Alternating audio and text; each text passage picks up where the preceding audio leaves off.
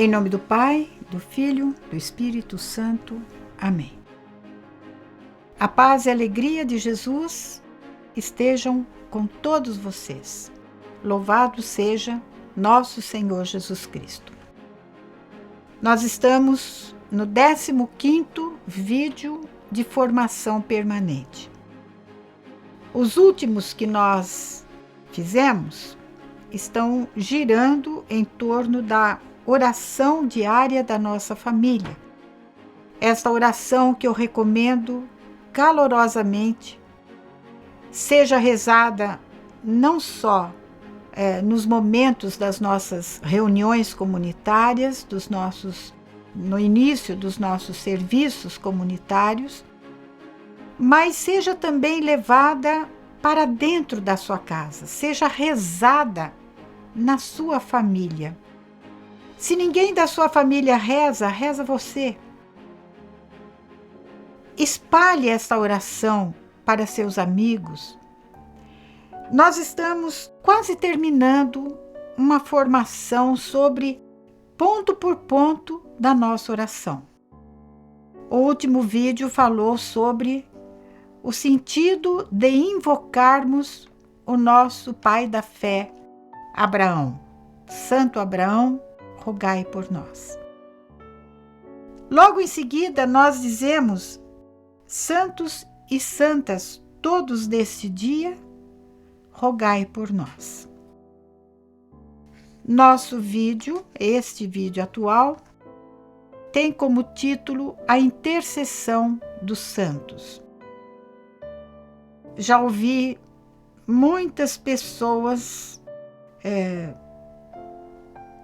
já vi muitas pessoas angustiadas quando foram questionadas pelos protestantes, pelos evangélicos, a respeito de por que é que nós católicos invocamos os santos. Que negócio é esse de dizer que os santos são intercessores, quando na primeira carta de São Paulo a Timóteo, no capítulo 2, versículos 5 e 6, está escrito, São Paulo escreve: há um só Deus, e há um só mediador entre Deus e os homens, Jesus Cristo, homem que se entregou como resgate por todos. Tal é o fato atestado em seu tempo. Eles se apegam a este versículo para dizer: só há um Deus e só há um mediador, um intercessor entre Deus e nós. Vamos lá. Se a gente pegar só esse versículo 5, você pode até tremer um pouco nas bases, falar: puxa, acho que a gente está errada mesmo, né? De pedir para Santo Abraão, São Bento, Santa Teresa. Mas vejam o que está em seguida. Este único mediador, Jesus Cristo, é o homem que se entregou pela nossa salvação, pelo resgate de todos nós. Mais do que falar em intercessão ou mediação, Paulo está ensinando sobre Jesus como nosso único Salvador. Seria uma incoerência, seria um erro, se nós interpretássemos esta passagem de São Paulo sem fazermos uma conexão com todo o resto da Sagrada Escritura, onde se fala de pessoas que já morreram, mas estão vivos no céu, que intercedem por nós. Isso é bíblico. Então, vamos lá. Na verdade, existem muitos intercessores. O próprio Paulo, nesta mesma carta, na primeira carta de São Paulo a Timóteo, no mesmo capítulo 2, mas lá no comecinho, versículos 1 e 3, escreve assim: acima de tudo, recomendo que se façam preces, orações, súplicas, ações de graça por todos os homens. Isto é bom e agradável diante de Deus, nosso Senhor. Pula um versículo e logo vem aquele que eu acabei de comentar com vocês. Há um só Deus e há um só mediador entre Deus e os homens. Puxa, Paulo ficou confuso. Paulo, como é que ele fala que só há um mediador? Se agora, um pouco antes, ele recomenda que se façam orações em favor dos outros. Se façam preces, súplicas, ação de graça por todos os homens, porque isto é agradável, é bom e agrada a Deus, nosso Salvador. Então, queridos, quando vocês forem interpelados sobre essa bobagem que os nossos protestantes colocam para nós, você precisa ir a fundo do conhecimento das coisas da nossa fé. Quando nós falamos em comunhão dos santos, que santos são esses? Os que estão no céu?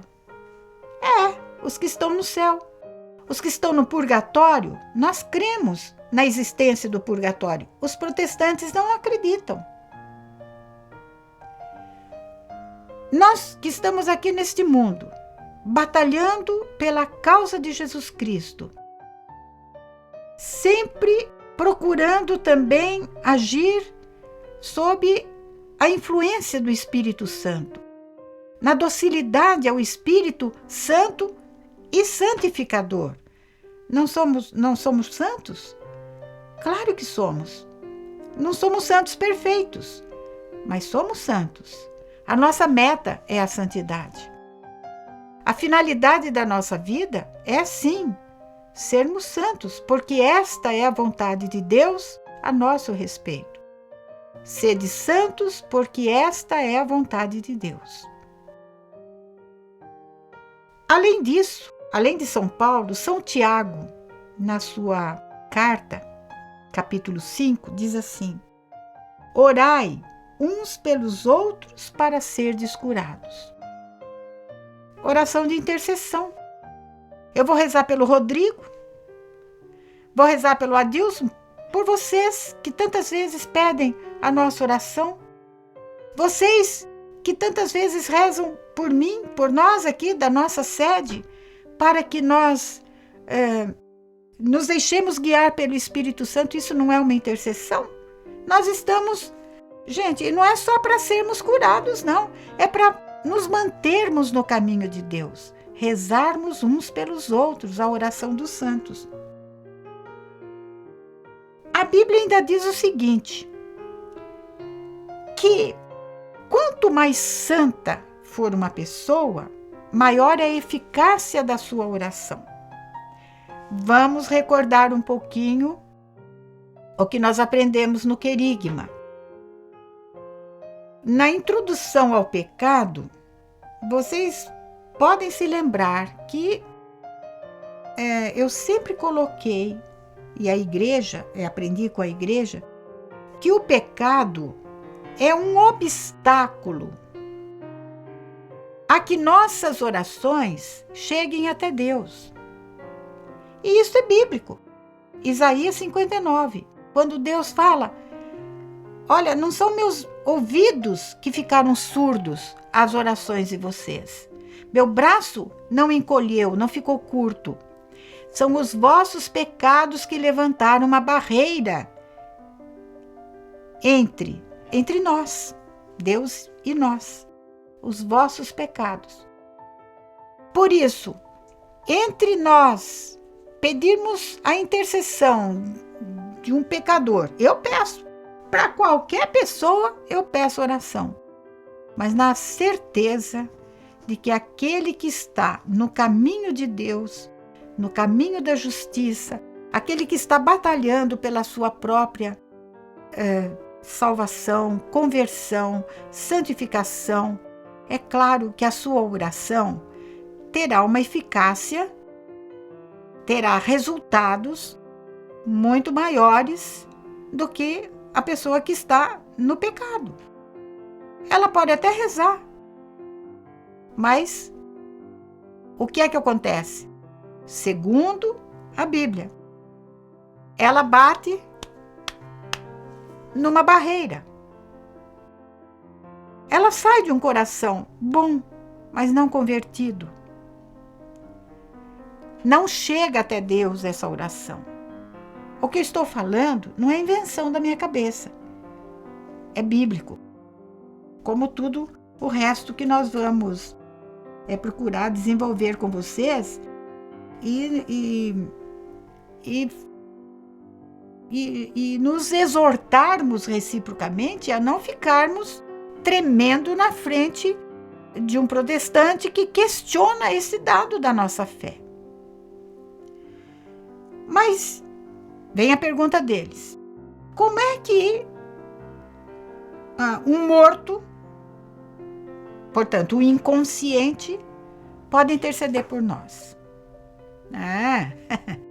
Aí é que está o negócio. As pessoas que morrem, segundo a nossa fé, as pessoas que morrem, estão mortos ou estão vivos? Aquele que come a minha carne e bebe meu sangue viverá eternamente. Está morto ou está vivo? Então, o que nós cremos? Que o nosso Deus não é um Deus dos mortos, mas é dos vivos. E quem ensinou isso foi Jesus. Aonde? No Evangelho de Lucas, capítulo 20, versículos 37 e 38. Moisés chamou ao Senhor de Deus de Abraão, Deus de Isaque e Deus de Jacó. Ora, o nosso Deus não é Deus dos mortos, mas dos vivos, porque todos vivem para Ele e estão nele. Abraão, Isaque e Jacó, na verdade, estão mortos para este mundo. Os nossos falecidos estão mortos, sim, para este mundo, mas estão vivos na eternidade. Portanto, Jesus nos diz que os santos, como Abraão, Isaque e Jacó, estão vivos porque estão na sua presença. Estão vivos porque vivem nele, em Deus e em plenitude. Eles não estão mortos nem inconscientes. Isto, se vocês, nessa semana, espero que vocês peguem essas citações que vocês têm nas mãos, logo depois de assistirem esse vídeo, e vão nessas citações, principalmente aquelas do Apocalipse. Ali nós temos a descrição em alguns capítulos da liturgia celeste. Vamos lá, então, em Apocalipse, capítulo 6, de 9 a 11. João escreve: Vi sob o altar as almas dos homens imolados, sacrificados, martirizados por causa da palavra de Deus e por causa do testemunho que dela tinham prestado. Pessoas que tinham morrido aqui neste mundo. E eles clamavam em alta voz. Defunto não clama. Morto não clama. Se clama, não está morto. O que os vivos que morreram para este mundo, mas estão vivos em Deus, diziam? Até quando, Senhor, santo e verdadeiro, tardarás a fazer justiça, vingando o nosso sangue contra os habitantes da terra? O que eles estavam reivindicando de Deus a antecipação do juízo final, para que eles se vissem, né, na maior plenitude da visão de Deus. A visão de Deus, a visão beatífica de Deus, nós só teremos depois do juízo final. Antes, estaremos no céu, sim, salvos. Deus seja louvado. Santificados. Deus seja louvado. Mas ainda não teremos a visão beatífica de Deus. Isso é só depois do juízo final. Então, depois eles clamarem isto para Deus, João continua.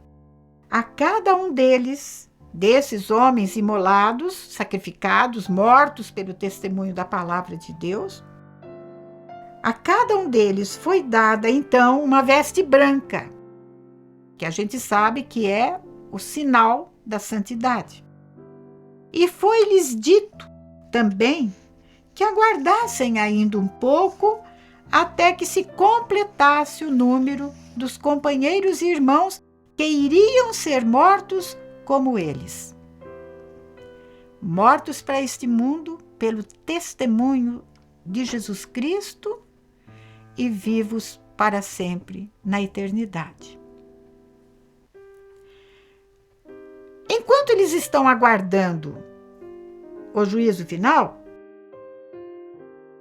eles estão aguardando, dormindo,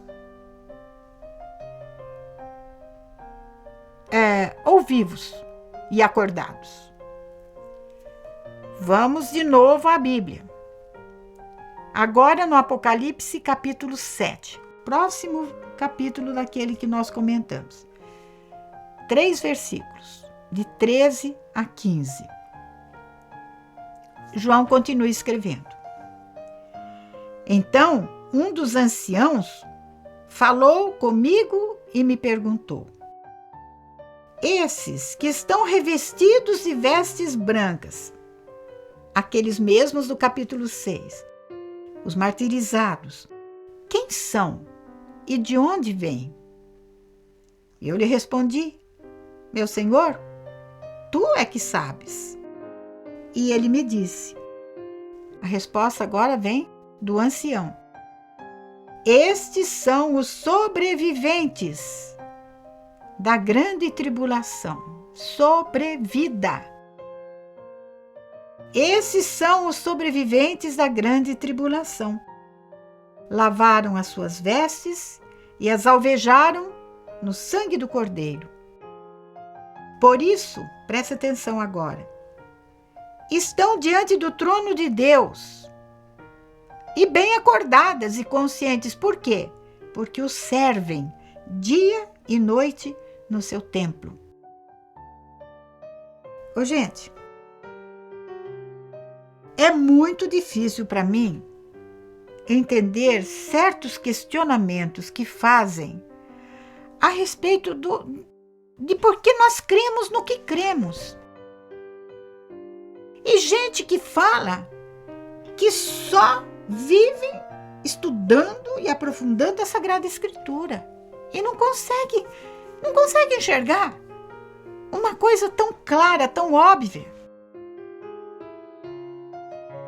Estas almas, esses santos que estavam com vestes brancas, intercedem diante de Deus. No capítulo 8, então 6, 7 e 8, está falando dos santos que estão no céu, vivos, conscientes, intercessores. Capítulo 8 do Apocalipse, versículo 3 e 4. Outro anjo pôs-se junto ao altar, com um turíbulo de ouro na mão. Foram-lhe dados muitos perfumes, para que os oferecesse junto com as orações de todos os santos no altar de ouro, que está diante do trono. A fumaça dos perfumes subiu da mão do anjo com as orações dos santos diante de Deus. Um exemplo dessas orações de santos falecidos encontra-se no livro dos Macabeus. Este livro dos Macabeus, o primeiro e o segundo, não existem na Bíblia protestante. Mas vejam o que eles estão perdendo.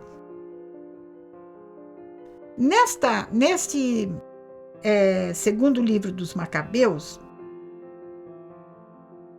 Judas Macabeu, um dos chefes, o pai dos, relata uma visão que ele teve de duas pessoas, Onias e Jeremias, que já tinham falecido.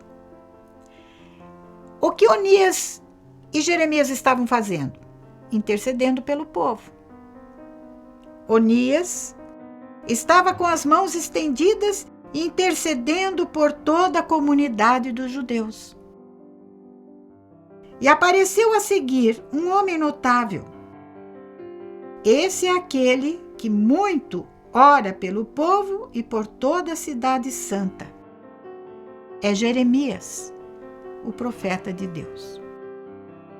Bom, minha gente, que eles tenham tirado o livro dos Macabeus pelos argumentos que eles usam, que não é o caso de falar aqui, e que por causa dessa exclusão eles perderam uma grande oportunidade de perceber a fundamentação bíblica que existe da intercessão dos santos. E as outras passagens que nós acabamos de ver, e as que nós vamos ver ainda, não tem desculpa. Estão perdendo uma grande coisa, uma grande graça de Deus, que é a intercessão dos santos a nosso favor. Então vem uma pergunta. Como é que esses santos, esses vivos que estão na eternidade, sabem das nossas necessidades? Eles estão intercedendo no céu, gente, independente de nós recorrermos à intercessão deles. Então, eles são oniscientes, isto é, eles sabem tudo?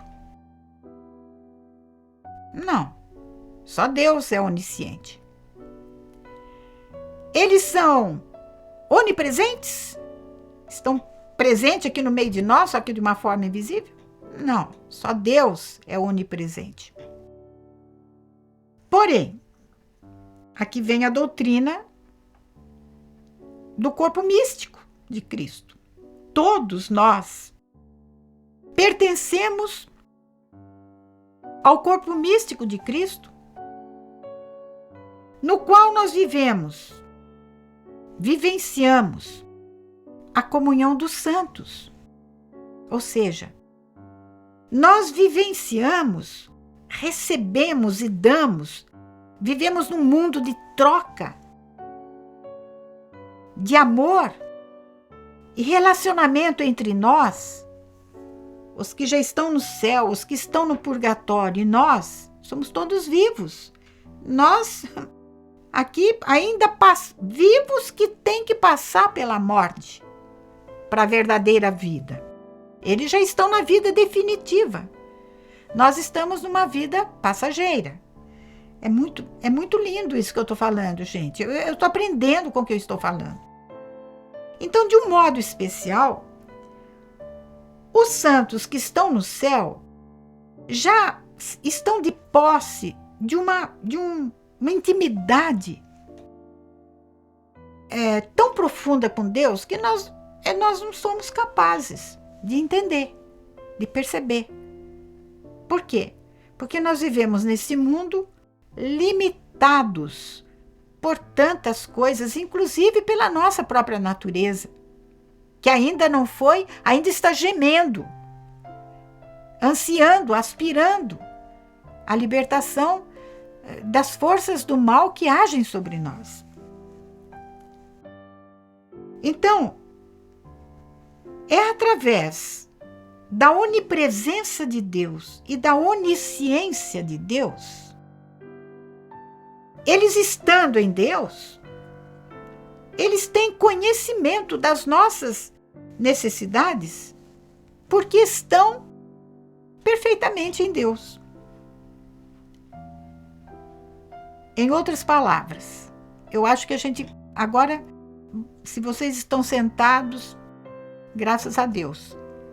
Olha que lindo.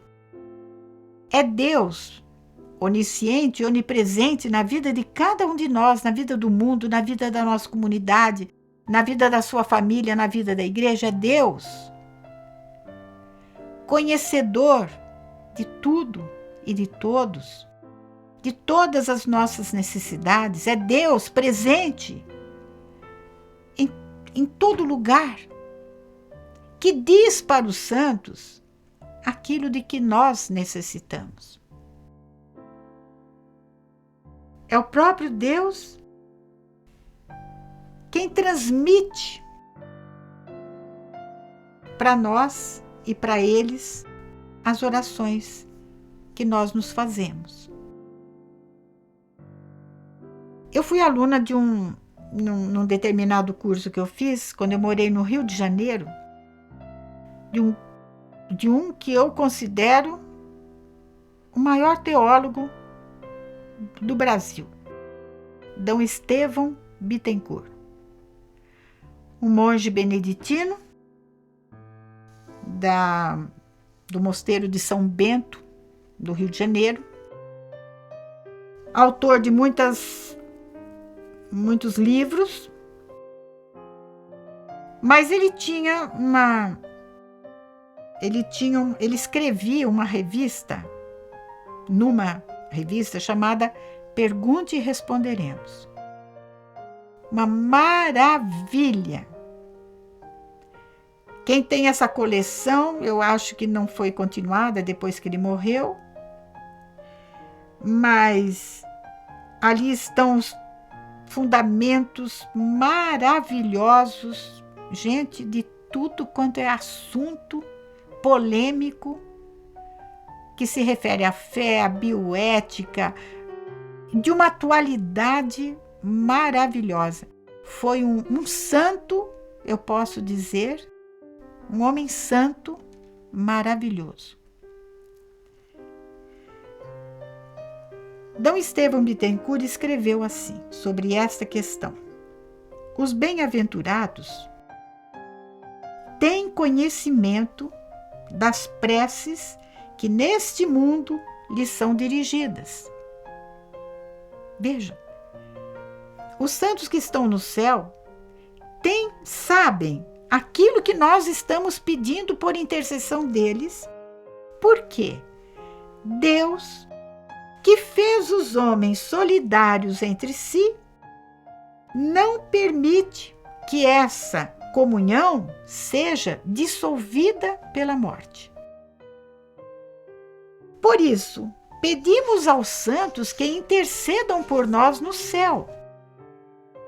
E Deus lhes dá a conhecer nossas orações, para que, de fato, eles rezem por nós ao Pai. Uma coisa está me vindo na cabeça agora. Olha, nós precisamos tomar um pouco de cuidado, porque a devoção aos nossos intercessores no céu, e aqueles também que estão no purgatório, intercedem por nós como nós intercedemos por eles. Os nossos intercessores rezam por nós. Nós pedimos que eles intercedam junto a Deus segundo as nossas necessidades. Mas eu não posso me acomodar dizendo assim: eu tenho devoção de um santo que é poderosíssimo e está tudo na mão dele.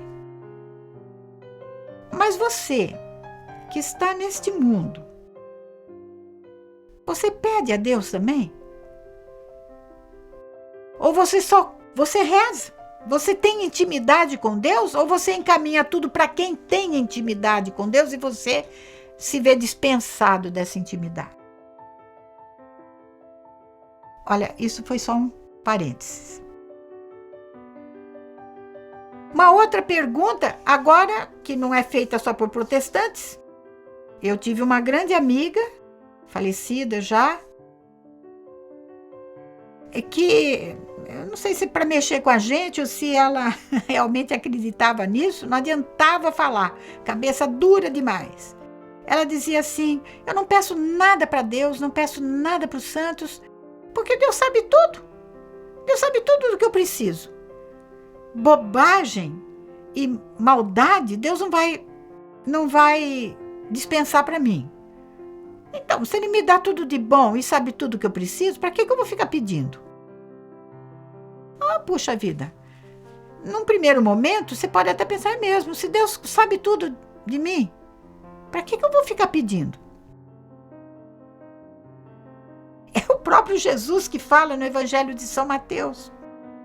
No capítulo 6, Sermão da Montanha, no versículo 8, Jesus disse assim, falando, né, que quando a gente rezar, não é para rezar espichado, uma oração que só tem começo e não tem fim. Não é para multiplicar as palavras.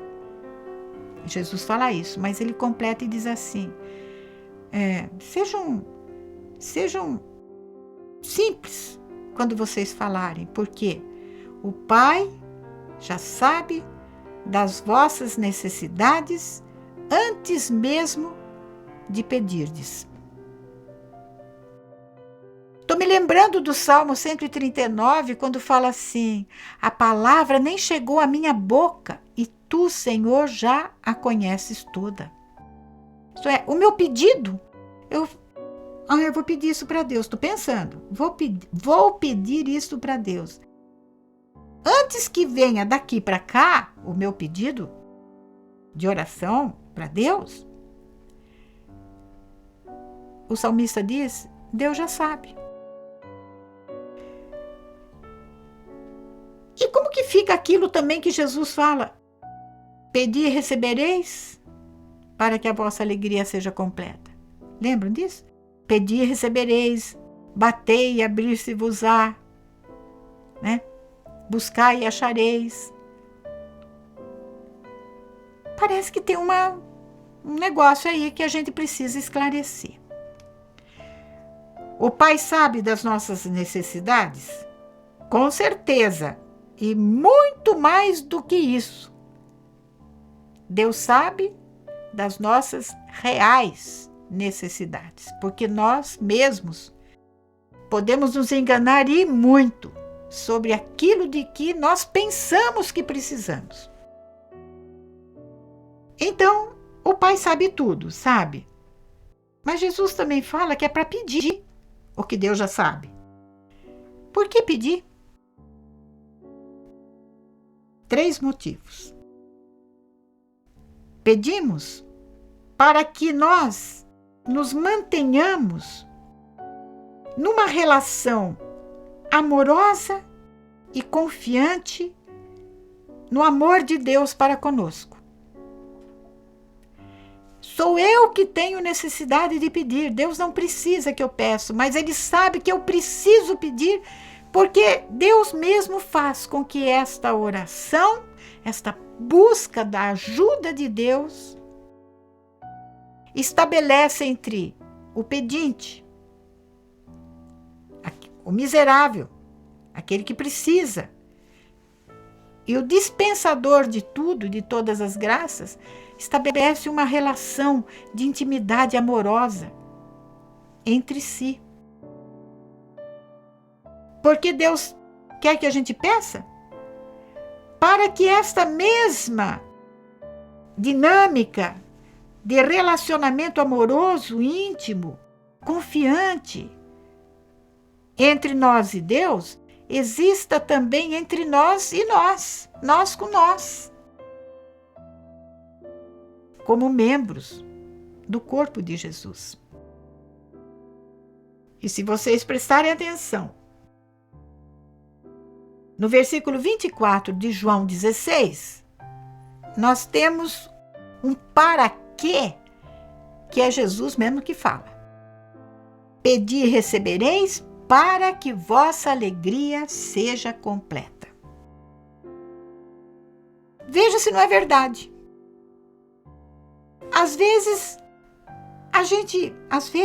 Muitas vezes, nós recebemos de Deus tanta graça, tantos favores, que não pedimos. Mas quando nós investimos nosso tempo, a nossa devoção, a nossa confiança, o nosso abandono, pedindo para Deus, e Deus nos concede a graça, gente, nossa, Deus escutou a minha oração, Deus me escuta. Deus tem os seus ouvidos abertos às orações. Olha como fala a nossa oração diária da nossa família. Pedimos que Deus tenha os ouvidos abertos às orações que se fizerem nesta casa de oração e evangelização. Casa de oração, que eu gostaria que fosse muito mais casa de oração. Muito mais casa de evangelização, mas sobretudo muito mais casa de oração. Graças a Deus, estou fazendo parênteses de novo, né, gente? Graças a Deus, estamos retomando as adorações diurnas aqui na nossa comunidade. Deus queira que um dia nós cheguemos a voltar a ter na nossa capela a adoração noturna também. Finalmente, chegamos no nosso catecismo. Nós vimos o que a Bíblia nos ensina a respeito dos santos na nossa vida. E o que a igreja ensina? Na trilha da palavra de Deus, eu vou citar algumas coisas só porque não dá para falar tudo, né, gente? No ponto 956, a igreja escreve assim: os bem-aventurados, isto é, aqueles que já estão na verdadeira vida, não vamos falar mais mortos, estão na verdadeira vida. Esses, estando mais intimamente unidos com Cristo, unidos entre si e com Cristo, consolidam, tornam mais sólida, mais firmemente a igreja na santidade. Esses vivos, não cessam de interceder a nosso favor diante do Pai, apresentando os méritos que na terra alcançaram, graças ao mediador único entre Deus e os homens, Jesus Cristo. Olha que bonito, eles não cessam de interceder em nosso favor, mediante os méritos que eles obtiveram na terra, graças à vida de intimidade com Jesus, a sua fé em Jesus Cristo, a sua adesão a Jesus Cristo. A nossa fraqueza aqui, nós que vivemos nesse mundo, somos fracos. É, desse modo, grandemente ajudada pela solicitude fraterna desses irmãos vivos definitivamente no céu. Olhem que frase bonita de São Domingos, citado no Catecismo. Estava moribundo para morrer, e ele diz aos seus religiosos: não choreis, porque eu vos serei mais útil depois da morte e vos ajudarei mais eficazmente do que quando eu vivia com vocês. E temos aquela célebre frase de Santa Teresinha, do menino Jesus. Eu quero passar o meu céu a fazer o bem sobre a terra, intercedendo por nós. Nós temos no ponto 210 do Catecismo uma passagem da vida de Moisés em que ele intercede. Aliás, Moisés é um modelo de intercessor. Depois do pecado de Israel, que se desviou de Deus para adorar o bezerro de ouro, Deus ouve a intercessão de Moisés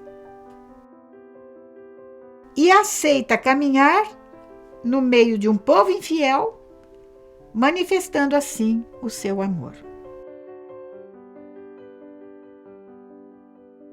E, finalmente, no ponto 958, nós temos um ensinamento da Igreja maravilhoso sobre a comunhão que existe entre nós, os vivos no céu, e os vivos que estão na Igreja que se purifica. Na Igreja que se purifica, o purgatório. Diz assim: reconhecendo cabalmente a comunhão de todo o corpo místico de Jesus Cristo, a Igreja terrestre, nós que estamos aqui, desde os primeiros tempos da religião cristã, desde o início do cristianismo, venerou com grande piedade a memória dos defuntos. E, já que é um pensamento santo e salutar rezar pelos defuntos, para que sejam perdoados de seus pecados, isso está de novo no segundo livro de Macabeus, a Igreja da Terra oferece sufrágios em favor deles. Aqui na nossa comunidade, nas nossas paróquias, quantas vezes nós lemos nas intenções introdutórias da missa, rezemos em sufrágio do fulano, do beltrano, da cicrana, falecidos. As nossas orações, sobretudo a Santa Missa, não colaboram com a subida dos nossos irmãos do purgatório ao céu mais rapidamente? Com certeza. Com certeza. Finalmente, gente, o que vem a ser o purgatório? O purgatório é aquele estado de vida em que nós completamos a medida da caridade que não fomos capazes de completar aqui no mundo. Vivemos de modo imperfeito a caridade para com Deus e para com o próximo. E como no céu, o céu é o estado da vida perfeita em Deus, e a nossa medida, não tendo sido completa, está imperfeita, nós não podemos estar no céu. Então nós temos esse estágio, esse estado em que nós podemos completar aquilo que faltou enquanto nós estivemos na terra. A medida do amor. E a Santa Missa é o derramamento do amor de Deus sobre o nosso altar. E o que nós fazemos quando oferecemos o sacrifício de Cristo por essas pessoas que estão no purgatório? Que nós não sabemos quem são. Deus sabe, desculpa. Deus sabe. Então, se não vai ser, meu pai, vamos materializar a coisa. Não, fulano Morreu há tanto tempo, um santo, nós estamos ainda rezando, já deve estar no céu. Realmente a gente não sabe, né? Nós estamos medindo as coisas aqui, tempo, com a nossa medida de tempo. Segundo, minuto, hora, dia, mês, ano. Isso não existe na eternidade, não existe em Deus. Mas o Senhor, levando em conta as orações e o oferecimento do sacrifício de Cristo na Santa Missa, em sufrágio desses que deveriam passar pelo purgatório, ele já coloca lá. Se aquele já está no céu, serve para o outro. É a comunhão. Nossa oração pelos falecidos pode não somente ajudá-los, mas também tornar eficaz a intercessão deles por nós. Eles também intercedem por nós. Finalmente, voltando a Moisés como mediador, né?